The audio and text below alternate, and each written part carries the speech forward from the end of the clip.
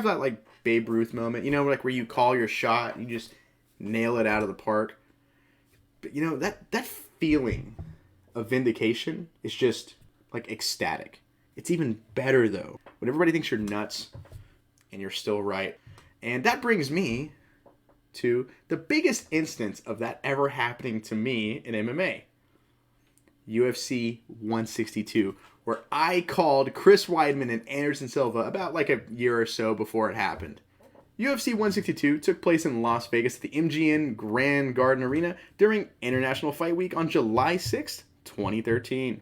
Joe Rogan and Mike Goldberg are both in the commentary booth, and this show raked in just under 13,000 in attendance while nabbing 550,000 pay-per-view buys. And despite not being like the biggest name stat card, the main event was catching a ton of eyes.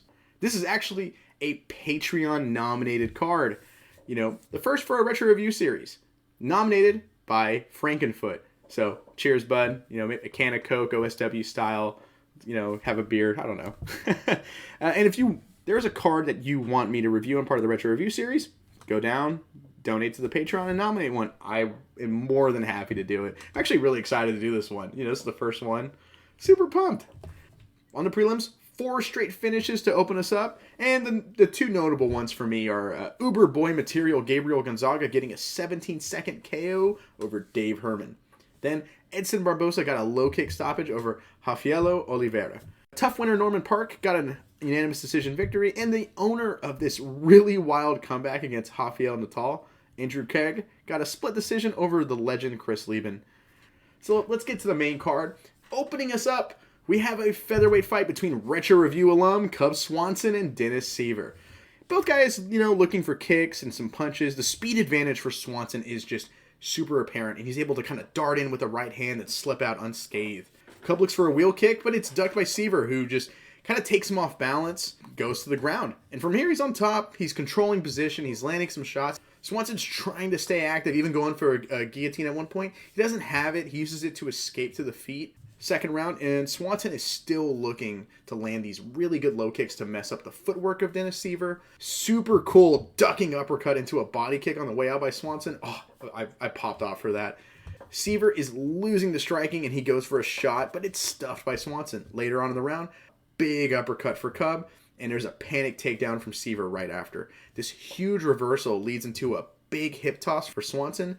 It's just amazing at how high he gets him up in the air, and he's instantly in mount. This is a great round regardless for Cub Swanson, even if he didn't have enough time to really get the ground game going for him.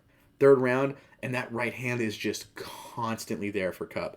He's landing it over and over again, and Seaver is trying to be a little bit more aggressive with his activity, but Cub is just so much faster. In the middle of the round, a right hand is clean that Cub turns over into a left high kick. Seaver is hurt. He's trying to fire back, but while off balance and stumbling, and another right hand sends him to the mat. From there, Cub swarms on him and gets a stoppage win. So honestly, this fight's pretty good. Like it wasn't my fight of the night, but it did share the award from the UFC. I'm gonna say it's a very good 8 out of 10. So Cub would win one more, but before dropping 2 straight to Frankie Edgar and Max Holloway. He did go on another really awesome winning streak before hitting a slump. But despite all that, he's still going on today, and he's putting on exciting wins and exciting fights in general. Seaver did win his next fight against Charles Rosa before being matched up with Conor McGregor. As weird as that still is, that saying that out loud is just so weird to me. His last fight was in 2017 against BJ Penn, which he won, but he hasn't fought since. Next up is the first of our 3 middleweight fights on this main card as Mark Munoz takes on Tim Boesch. So, my nomination for the Retro Review, guy you should watch, please just trust me on this stable. Okay, I really got to figure a name out for that. Is Mark Munoz.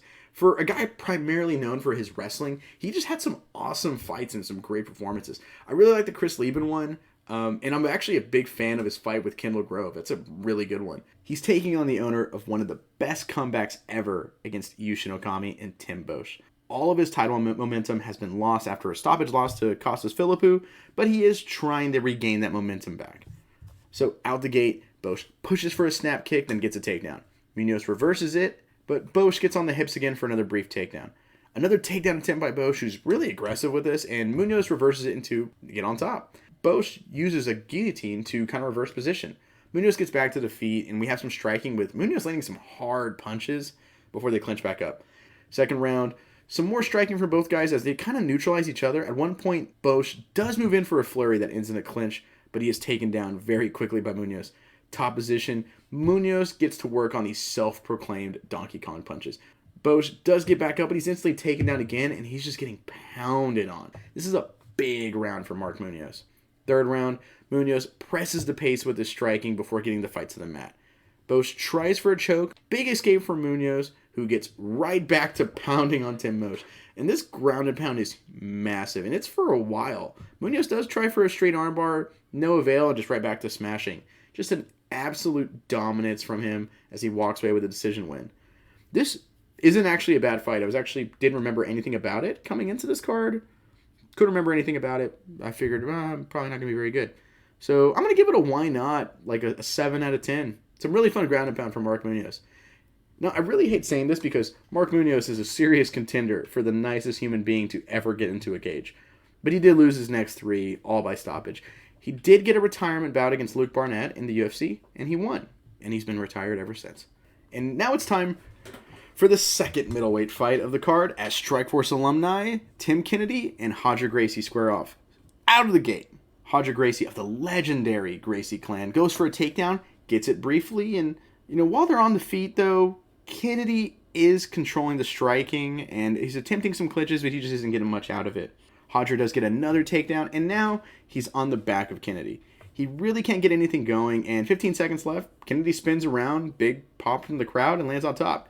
Second round, there's some kicks. Kennedy goes for the takedown. He eventually gets it, and he's just evading all these defensive attacks and sweep attempts. Some good shots land for him, and he's just, in dominant position for a really good bit of time. Gracie does get back to the feet, but he's pressed against the cage. Nothing is really happening now. He's just kind of holding him there. The ref stands him up, and Gracie is clearly just gone. He is gassed. Gracie looks to clinch again. Kennedy just gladly lets him clinch and then presses him to the cage for the remainder of the round.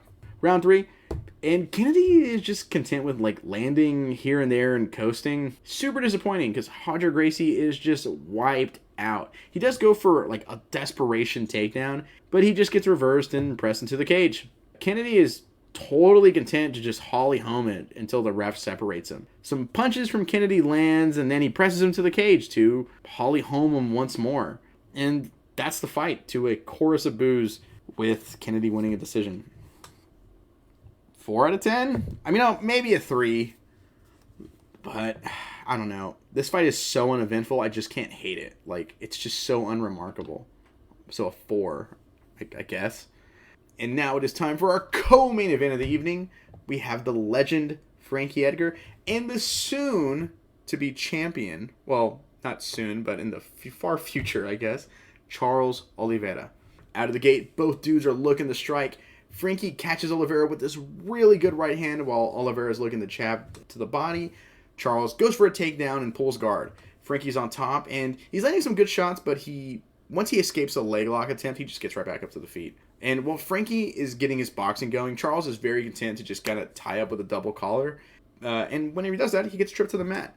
Charles does start to go on the offensive from his back, trying to get momentum back. And the fight gets to the feet as Frankie just cautiously and smartly evades the submission threat from Oliveira. 20 seconds left in the round. Frankie takes Charles down, and while Frankie's in control, he is getting hit with some elbows from the bottom. Round 2. And Frankie is showing off some really good boxing skills, going high and low with punches, attacking the body well. Frankie catches a kick and just tosses Oliveira to the mat. Back on the feet, Oliveira's trying to get the jab working and then step into tie-up. Frankie catches the knee on the tie-up and just gets a huge takedown and lets him go right back to the feet. Frankie's actually starting to bleed from his nose from the long jab of Oliveira, but he's still working and landing his own big shots. 10 seconds left in the round. Frankie lifts Charles high and slams him down hard. Gets stuck in a guillotine. He defends it really well, and I honestly don't think it was all that close. Another round for Frankie. Early in round 3, Frankie lands a big right hand that clearly stuns Charles. Good swarm, some good shots. Oliveira recovers, though. Classic Frankie Edgar leg lift takedown just sends Charles to the mat.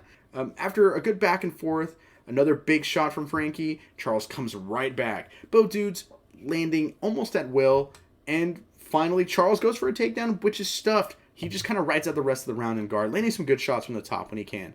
The judges scored for Frankie. I scored it for Frankie. But let's give credit where credit's due. Oliveira did not seem outclassed despite the matchmaking kind of predicting he might have been, I felt like, in this. He looked really good and showed flashes of that future brilliance we see now today. I do think this fight is pretty good. Actually, I think it's on par with the Cub Swanson-Dennis Siver fight. So an 8 out of 10. I think it's on the same level.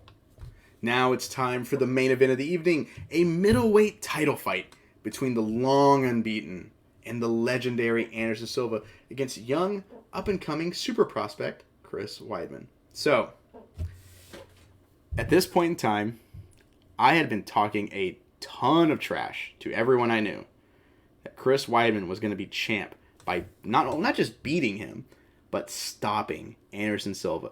My friends thought I was crazy. My family thought I was crazy. I lost a girlfriend and a job over these beliefs. Okay, the last two didn't happen, but I was adamant here. I even bet a friend in particular $50, or I got to name his firstborn child, as his then wife was pregnant at the time. Him and his now ex-wife agreed. So why was I so confident? Well, Chris Weidman at the time was touted as a super prospect. He was unbeaten. His cardio was excellent. His wrestling could be smothering. His submissions were great. And he had power in his improving striking. Most of all, and this is the most important one, mentally unshakable, it seemed like, going into this fight. But I'm picking against the legend himself, Anderson the Spider Silva. He had a winning streak longer than Chris Weidman's record, 16-0 in the UFC. At the time, he was considered the greatest ever by a solid amount of people. This was a guy who could knock you out, or was most likely going to, or he could tap you out with what people said was near equal ability. The odds were mighty high for him to get another win. So out the gate, we see Anderson Silva in this wide stance. He's trying to feint his way into something while Weidman is feinting well. 30 seconds in, though, we see the first takedown, which is deep, and Weidman plants him on the mat. Big shots. Some of them are very clean. He ends up rolling for a knee bar. He can't get it, tries to transition and turn it into a heel hook, but Anderson, to his credit, escapes it very, very well.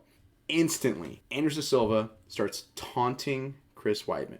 What he's doing is he's trying to bait him into overextending in the striking. No, don't take me down. Try and hit me. Aren't I making you mad? Come on. Weidman looks for a clinch attempt. It gets stuffed by Silva. Weidman, to his credit, just keeps going before tossing out a delayed right hand that lands clean. He catches Anderson off guard. Weidman is forcing Anderson to take that lead, something he doesn't have very much experience with. All Anderson can really get going is some really good low kicks, though. Fun side note in between rounds, Ray Longo in the corner of Weidman praises him for his work, then tells him to continue to punch a hole in his effing chest. In the second round, Anderson knows he's being forced to lead, so he's starting to try to step in to get his punches going. This leads to a clean check left hook landing for Weidman. That annoys Anderson Silva, so he pretends he's wobbled by it to kind of taunt some more. More of the same, non-committal stuff, until Weidman goes for this really long double leg, then it's stopped. Anderson still chopping at the legs, tries this really cool crescent kick. I like that a lot. Weidman lands a left hook on the wide stance Silva. Anderson tries to taunt. He's off balance, his hands are low, and that left hook levels him. Some follow-up shots, and Anderson Silva has been KO'd. Chris Weidman becomes UFC champion in his 10th professional fight. And this fight is a total 10 out of 10 for me. Total bias, probably, because I feel like a king even breaking this fight down. I felt like a king or an omniscient being afterwards, but it's still beautiful to watch to this day. But overall, though, how was the whole card? I'm going to score it an 8 out of 10.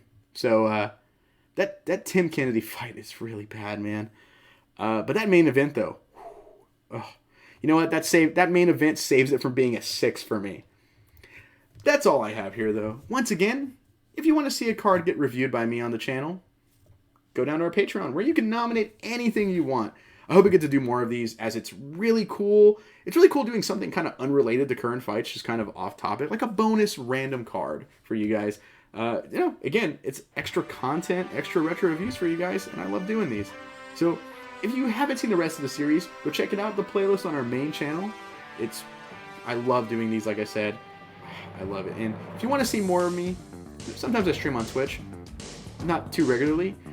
But I'm primarily on the second channel where I recap UFC events right after they happen. I'm Joe with the INC.